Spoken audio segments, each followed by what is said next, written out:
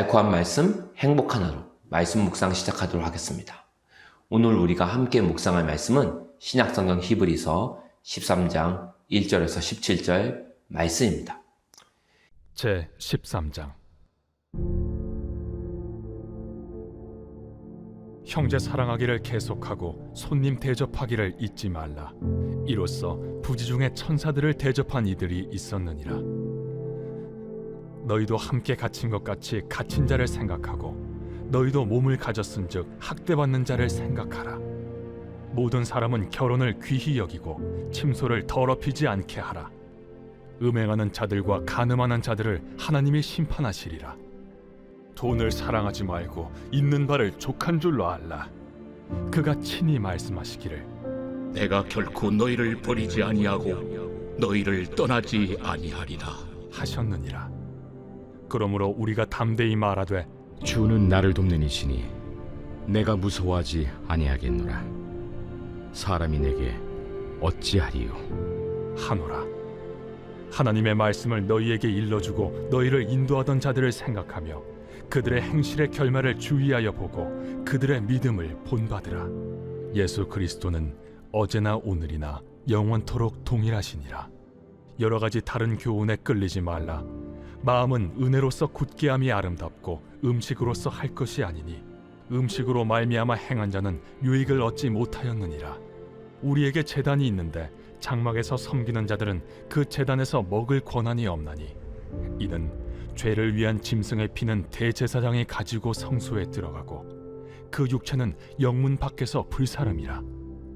그러므로 예수도 자기 피로써 백성을 거룩하게 하려고 성문 밖에서 고난을 받으셨느니라.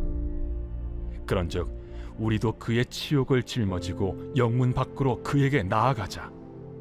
우리가 여기에는 영구한 도성이 없으므로 장차 올 것을 찾나니 그러므로 우리는 예수로 말미암아 항상 찬송의 제사를 하나님께 드리자. 이는 그 이름을 증언하는 입술의 열매니라. 오직 선을 행함과 서로 나누어 주기를 잊지 말라. 하나님은 이 같은 제사를 기뻐하시느니라. 너희를 인도하는 자들에게 순종하고 복종하라. 그들은 너희 영혼을 위하여 경성하기를 자신들이 청산할 자인 것 같이 하느니라. 그들로 하여금 즐거움으로 이것을 하게 하고 근심으로 하게 하지 말라. 그렇지 않으면 너희에게 유익이 없느니라. 히브리에서는 알려져 있듯이 믿음의 편지입니다. 그리고 오늘 읽은 13장은 그 믿음의 편지의 마지막 최종 결론 부분이라고 할 수 있겠습니다. 아시다시피 히브리서가 기록될 당시에는 이미 로마 황제, 로마 제국의 그리스도인 핍박이 극에 달했을 상황입니다. 그래서 그리스도인들은 고난을 피하기 위해서 예수를 부인할 것인가 아니면 예수 때문에 고난을 받을 것인가 그 갈림길에 서 있던 상황이었어요. 하지만 히브리서 기자는 어떻게 해서든지 살아보겠다고 적당히 타협하면서 예수를 부인하고 믿음을 포기하는 것이 살 길이 아니라고 거듭 당부하고 있습니다. 히브리서를 쓸 때 예수님이 부활하고 하늘로 올라가신 지 이미 벌써 수십 년이 지난 상황이었습니다. 예수님은 이제 더 이상 우리 육신의 눈에는 보이지 않습니다. 하지만 눈에 보이는 실제가 아무리 우리를 두렵게 하고 위축되게 하더라도 너희는 두려워하지 마라, 쫄지 마라 이렇게 격려하고 응원하는 거죠. 왜냐하면 예수님은 어제나 오늘이나 과거나 지금이나 창세부터 지금까지 1분 1초도 떠나지 않고 지금도 너희 곁에 살아계시단다. 그러니까 너희들 아무리 어렵고 힘들어도 살아계신 예수님을 꽉 붙들어라.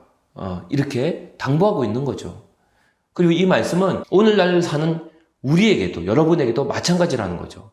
우리가 이 땅에 살아가면서 세상에서 주는 그런 편안함을 위해서 또는 세상으로부터 오는 말씀의 순정함으로 오는 고난을 피하기 위해 좀 쉽고 편한 인생 살기 위해서 세상과 타협하며 살 것인가 아니면 변하지 않는 진리 그 예수 그리스도의 말씀을 결론 삼고 믿음으로 살 것인가 이 갈림길에 초대교회 성도만 해당하는 게 아니라 우리도 이 갈림길에 서 있다는 겁니다.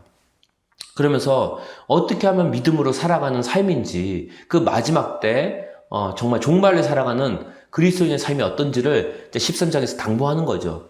그래서 1절에서 3절 말씀 보면 마지막 때 믿음으로 살도록 권면하는 마지막 당부가 이런 말씀들입니다. 무엇보다 특히 서로 사랑하라는 거죠. 그리고 나그네를 대접하라. 그리고 감옥에 갇힌 형제들을 생각하고 그들을 기억하라는 겁니다. 그리고 4절에서 6절 말씀 보면 이웃을 사랑하라는 거죠. 예. 그리고 결혼을 귀하게 여기고 음행을 멀리하라. 이 가정에 대한 말씀을 주십니다. 그리고 9절에서 15절 말씀 보면 고난을 피하려고 세상과 뭐하지 마라? 타협하지 마라. 거기에는 뭐가 없다? 진정한 구원도 없고 영원한 안식도 없다는 거죠. 예수님을 따라 우리도 함께 성문 밖으로 십자가를 지고 가라는 거냐. 예. 그러니까 세상에 속한 자가 아니라 하나님께 속한 자로 살아가라는 겁니다. 날마다 하나님 나라를 바라보고 오늘도 믿음의 삶을 살아가야 된다는 거죠. 근데 이렇게 1절부터 15절 말씀을 보면 전부 다 특별한 게 아닙니다. 뭐 갑자기 세상 밖으로 탈출해가지고 뭐 수도원으로 들어가고 그런 게 아니라 일상의 생활 속에서 믿음으로 살아가라는 거죠. 그래서 히브리서 13장 5절 말씀 보면 너희의 생활 방식에 탐욕이 없도록 하고 현재 가진 것들로 만족하라. 이는 그가 말씀하시기를 내가 너희를 떠나지 아니하고 너희를 버리지 아니하리라고 하셨습니다. 즉 현재 가진 것들로 만족하라는 거죠. 이 말은 단순히 내가 지금 가지고 있는 돈, 내가 가진 어떤 소유에 만족하라는 말이 아닙니다. 다시 말하면 내가 아무것도 가진 것이 없더라도 지금 함께하는 예수님 한 분이면 충분합니다. 이 고백을 너희가 할 수 있겠냐 이걸 묻는 거예요. 그것이 내 가슴에 진정한 고백이 될 때 비로소 우리는 주님을 위해 다른 사람을 위해 믿음의 삶을 살 수 있다는 것입니다. 여러분 생각해 보십시오. 우리가 지금 고통스럽고 괴로운 이유는 무엇 때문입니까? 정직하게 가슴에 손을 얹고 생각해 보십시오. 예수님 때문에 고통스러운 게 아닙니다. 사실은 우리가 예수님 말고 딴 거 구하기 때문에 힘든 거예요. 예. 자꾸만 예수님 외에 딴 것을 구하고 그것에 소망을 두기 때문에 그 마음이 우리 스스로를 지치게 한다는 거죠. 하지만 예수님은 이 세상 모든 사람이 다 함께 그분을 먹고 그분을 마시고 그분을 계속해서 붙잡아도 절대 그분은 바닥을 드러내지 않습니다. 계속해서 자신을 내어주어도 닳거나 바닥이 없이 계속해서 풍성하게 우리를 채워주시는 하나님인 줄 믿습니다. 그래서 말씀에 내가 너희를 떠나지 아니하고 너희를 버리지 아니하리라 이렇게 말씀하신 거예요. 그분은 멀리 있어서 우리가 죽을 때까지 찾을 수 없는 파랑새가 아니라는 거죠. 바로 우리 가까이에 계시다는 거죠. 어디에? 바로 믿는 자 안에 계신다는 거죠. 6절 말씀 보면 그래서 그러므로 우리가 담대히 말하기를 주는 나를 돕는 분이시니 내가 사람을 두려워하지 아니하리라. 사람이 내게 어찌하리요. 그러니까 결코 사람을 두려워하지 말라는 겁니다. 왜? 예수님이 함께 하시기 때문이라는 거죠. 예수님이 함께 하시면 게임 오버입니다. 정말 모든 게 끝난 거죠. 다 결론이 난 겁니다. 문제가 다 해결되는 거죠. 더 이상 사람 눈치 보지 말고 예수님만 붙잡으라는 거죠. 왜냐하면 우리와 함께하는 예수님이 이 세상에 어떤 사람보다 강하고 이 세상에 어떤 문제보다 강하기 때문입니다. 그 강하신 분이 지금 너희와 함께 있다는 거죠. 눈에 안 보이지만 그분이 함께 계시다는 겁니다. 그게 히브리서의 결론이라는 거예요. 그래서 믿음의 편지, 믿음을 강조하는 거예요.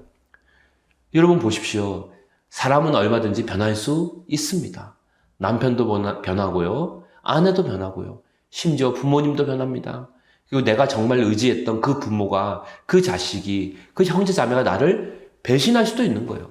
하지만 나를 향한 주님의 사랑은 결코 영원히 변하지 않습니다. 그 하나님은 어제나 오늘이나 영원토록 동일하셔서 우리와 함께 하시는 하나님인 것입니다. 그러면서 8절 말씀을 전해주고 있습니다. 13장 8절 예수 그리스도는 어제나 오늘이나 영원토록 동일하시니라. 아멘. 하나님의 성품 중에 한 가지 확실한 게 있습니다. 그게 뭐냐면 영원하다는 거죠. 결코 절대로 변하지 않는다는 겁니다. 지금도 살아계시다는 거죠. 태초에 말씀으로 세상을 창조하신 하나님은 지금도 동일한 말씀으로 하나님의 자녀를 재창조하고 계십니다. 홍해를 가르고 이스라엘을 이집트의 손에서 구원하신 주님은 지금도 우리를 모든 어려움 한복판에서 그 한복판을 쪼개시고 우리를 돌파하게 하신다는 거죠. 과거에 요나를 추격했던 예수님은 지금도 여러분을 추격하고 계십니다. 과거에 베드로를 포기하지 않았던 예수님은 지금도 여러분을 변함없는 사랑으로 붙잡고 계시는 것입니다. 지금도 우리가 예수님의 이름으로 기도할 때 그 이름으로 오늘 치유와 기적으로 역사하시는 하나님인 것입니다. 우리가 예수님의 이름으로 기도할 때 원수되었던 사람들과 정말로 관계가 회복이 되어지고 친구가 되고 정말로 주님의 역사를 관계에서 살면서 경험할 수 있는 거예요. 바라기는 우리가 오늘 이제 이번 몇 주간 히브리서 말씀을 묵상하면서 우리가 믿음으로 어떻게 살아야 될 것인가, 그것은 대단한 것이 아니라 우리 일상적인 삶 속에서 결국 믿음으로 살아야 된다는 거죠. 주변 사람들과의 관계, 또 내게 주어진 나그네라든지 이웃들과의 관계 속에서 또 우리가 가진 소유에서 어떻게 믿음으로 살아야 될지를 히브리서가 보여주고 있습니다. 왜냐하면 어제나 오늘이나 예수님은, 우리와 함께 하신 예수님은 영원토록 동일하시기 때문입니다. 오늘도 믿음의 삶으로 정말로 마지막 때 예수님의 재림을 예비하는 그런 믿음의 성도로 발견되기를 주님의 이름으로 축원합니다.